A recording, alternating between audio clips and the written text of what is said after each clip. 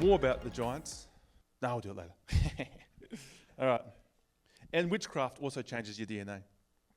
You're trading future generations for current benefit. Okay, so we can see why DNA keeps happening today. And we know the watchers were before the flood. Okay? And it says before and after, and people argue about that, but we can see what happened. Because before, there were the watchers, the Elohim, and they got judged. And their children got judged, which were the giants. Okay? That's a class. But after, we also have giants. We call them giants because they're big. But they're not the giants. We had Elohim. They had giants. The giants had Nephilim. And the Nephilim, when they bred, had Eliuds. And we'll see that in Babylonian and Sumerian and Greek and Roman and Norse, they have all that exact class. It's the same story wherever you go because everyone had the same story. So I went through so Noah was pure in his generation. So what happened after? Well, we can see that Ham was not a good guy. And maybe him and his wife had given themselves to idols, but Ham does some silly stuff afterwards. Okay? They look at the descendants of Ham, and they're the giants. Canaanites, I think even Goliath, you trade back to him. Yeah. Yep. They all come from that line. Okay? Ham, son of Ham. And then people traded afterwards with idolatry and witchcraft. So, let's look at some giants. I just want to show you, we're going to talk about giants. These are a real thing. You'll probably never, ever do this again in your life. So we're doing it. You've got it. It's once. And then we'll understand what's happening today. All right. So let's talk about some giants. But first, let's bring up Deuteronomy 32, 7-9. I probably should have done this on the first night. Let's see what this translation says. You know how in, is it Psalm 8:5, it says, you've made us a little lower than the angels. It has little asterisks. Prisoner asterisks, it says Elohim. They say angels, so they can't get it through their head. Okay, so theology overrides scripture. Yeah, sometimes they do that here. Oh, no, they've done it right. Okay. Remember the days of old, consider the years of many generations. Ask your father, and he will show you. Your elders now will tell you. So he's saying here in Deuteronomy, remember the old days. We think Deuteronomy is the old days. No, they think Genesis 1-11 is the old days. Okay?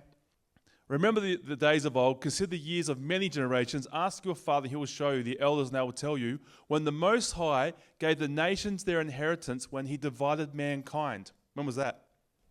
Babel. So we're talking about this era. Yep. So we know exactly what they're talking about.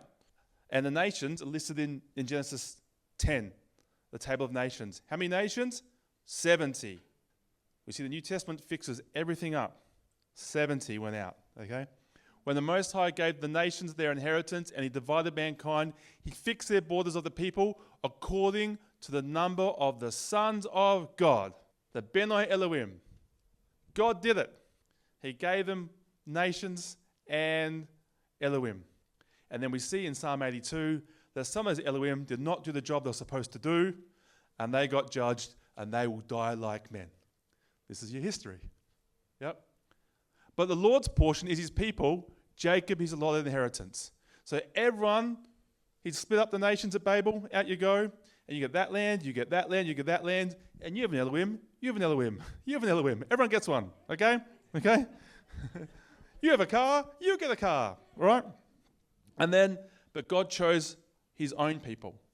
I am going to be the Elohim. These people get the God Most High. And there's a cost and a benefit to that. You can see cost and benefits to that situation. Yep. To this day. But they still exist. All those other nations don't. Yeah. Their Elohims did not do what they're supposed to do. Most of them. We don't know the ratio, okay? But God chose a people to be under a loving father through a marriage covenant, the ketubah, the 10 Commandments, which was there to protect their bodies from this.